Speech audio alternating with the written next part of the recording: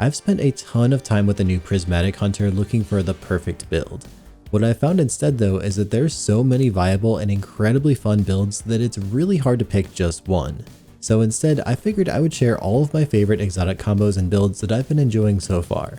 Some of these are kinda silly but really fun, so I had to include them, while others are incredibly powerful and will take you deep into endgame content whether you're trying out the new raid, trying to solo the campaign on Legendary, or pretty much anything else that the game has to offer.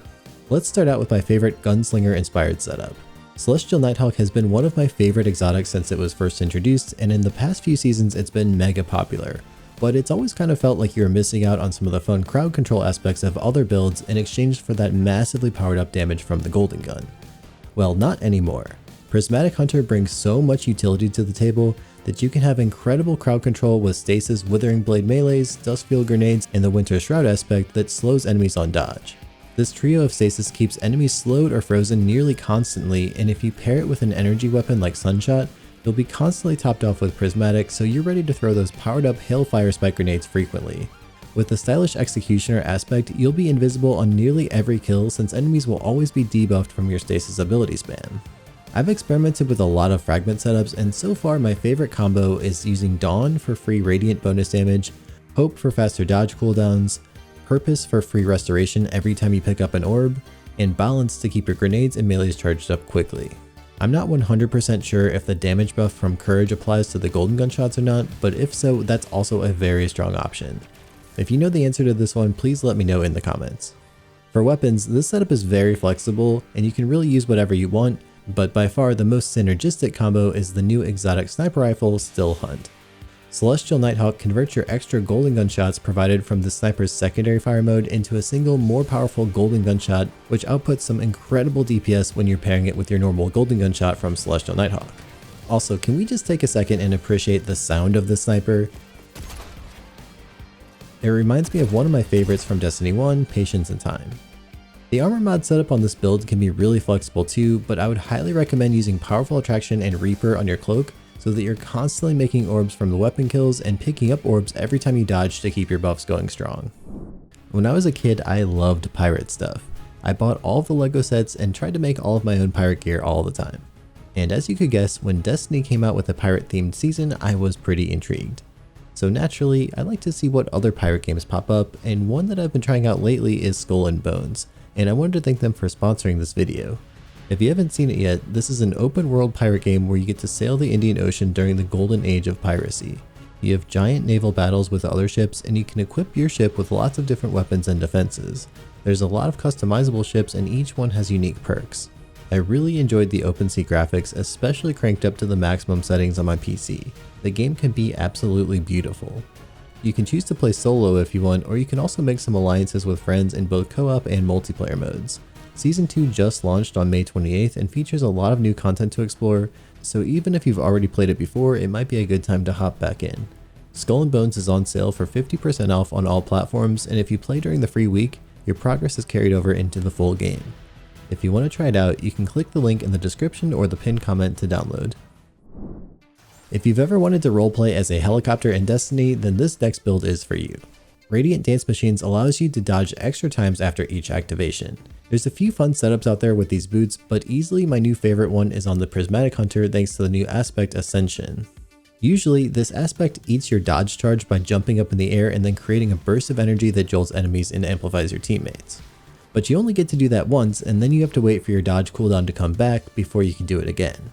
However, when you're wearing Radiant Dance Machines, now you just need to dodge near an enemy first, and then you have a short window of time where you can do several of these Ascension attacks and clear an entire room.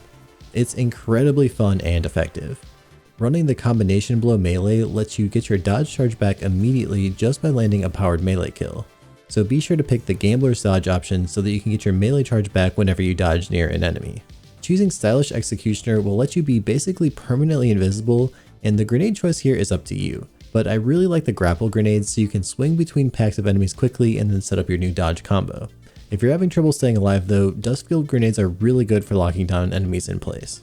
The Fragment Facet of Hope also pairs really well with this build to recharge your dodge more quickly. And you can also stack the mods Installation or Absolution on your boots if you want your dodges to come back even faster when you're grabbing up orbs. There's also a couple of artifact mods that are really helpful for this setup. Since you're amplified pretty much constantly, Galvanic Armor can help you stay alive with that extra damage resistance, and Shield Crush can help you get your grenades back a bit faster. While we're talking about arc melees, easily one of the strongest setups for the new Prismatic Hunter uses the combination blow melee with Liar's Handshake. This has been a classic combo for years now, and I've made a few videos about how incredibly powerful it is to stack this melee damage in the past. But the new version is even better thanks to the flexibility of the Prismatic Hunter. The aspect Winter Shroud slows down enemies in place by dodging, which instantly gives your combination blow melee back as long as you're using the Gambler's dodge. If you use Dynamo and hands-on mods on your helmet and 3 times heavy-handed mods on your gloves, you're going to be generating orbs like a factory and getting your super back insanely fast. Speaking of your super, you can choose anything that you like here, but be mindful that it does affect which type of buff you get from the fragment called Purpose. Frost Armor from the Stasis Super, Silence and Squall makes a lot of sense to me since you're already getting healing from melees thanks to Liar's Handshake. And for the other fragments, I've been using Dawn, Courage, and Protection, which really helps you stay alive in those higher damage situations. Also, using Stylish Executioner will keep you invisible pretty much non-stop. Just don't get too overconfident and try to melee a pack of exploding shanks because it probably won't work out too well for you. The next few aren't quite fully fledged builds yet, but I think each of them are worth some experimentation with how powerful these effects can be. If you have any ideas on how to make the most out of these, please let me know in the comments or join our Discord over at discord.gg/pattycakes. Invisibility is so prominent with the new Prismatic Hunter thanks to Stylish Executioner that I think it makes a lot of sense to create a build using Graviton Forfeit. With this helmet, your invisibility lasts longer and your melee recharges insanely fast. Withering Blade has been my overall favorite melee with the subclass so far since it's so forgiving and tends to tag and slow so many targets for you. And sure, you could recharge it with the Gambler's Dodge, but sometimes it's not really practical to be close to enemies, especially as the difficulty scales up a bit. So I think this is a really viable way to spam more melee attacks from distance and take advantage of the enemies being debuffed from that slow effect. Then when you do get a kill, you'll instantly go back to being invisible and recharging your next melee a bit faster. Orpheus Rig has been a solid option for Void Hunters since the very beginning of Destiny 2, and it works really well on the Prismatic Hunter as well. In some ways, the Void Hunter felt like it kinda lacked crowd control abilities outside of the super, and now with Prismatic, we have the slow and freeze effects of stasis abilities paired with the crowd control of Tether, which also debuffs bosses so you can deal some extra damage to them. I think this build makes a ton of sense for activities like Onslaught, where you need to control huge groups of enemies, and it's a really nice change of pace coming from the traditional Void Hunter style that gets pretty boring after your 100th Onslaught run where you still didn't get a God Roll Luna's Howl.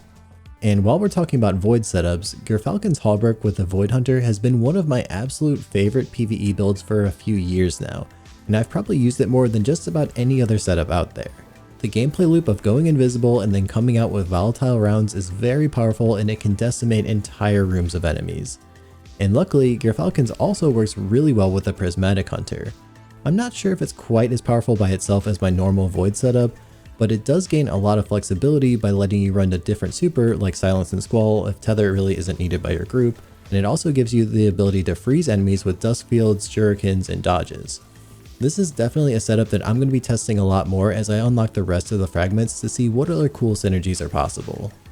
In my eyes, the Duskfield grenade is probably the strongest PvE grenade for the Prismatic Hunter, and if you were looking to buff it directly, well then Renewal Grasps really start to make some sense. However, I think you could also argue that the regular Stasis Hunter does it a little bit better since you'd probably be going with the Silence and Squall super anyway. But the new exotic class item that combines the effects of Renewal Grasp with Cyrtarachne will be able to get your buffs from Woven Mail and Frost Armor together, which will make you incredibly tanky. This is likely going to be one of the most unkillable setups for tanking huge amounts of damage once we get our hands on that cloak. And finally, just for fun, Bombardiers are really silly and fun with Prismatic Hunter. Since you're able to choose your super, you get to pick the flavor of the bomb left behind when you dodge. But you also get the benefits of slowing all nearby enemies when you dodge thanks to Winter Shroud. So you can do some really fun combinations like slowing with a dodge and then scorching all the enemies that are stuck nearby. Or you can slow with a dodge and then suppress or blind all of them. I'm not sure that it's the most powerful build for endgame content, but it's really fun to slow everyone nearby and then turn around and watch them deal with the repercussions of the bomb that you left behind for them. Up next, check out my video on really fun exotic combos that pair an exotic weapon with an exotic armor piece for some incredible synergies. It's linked on screen and in the description.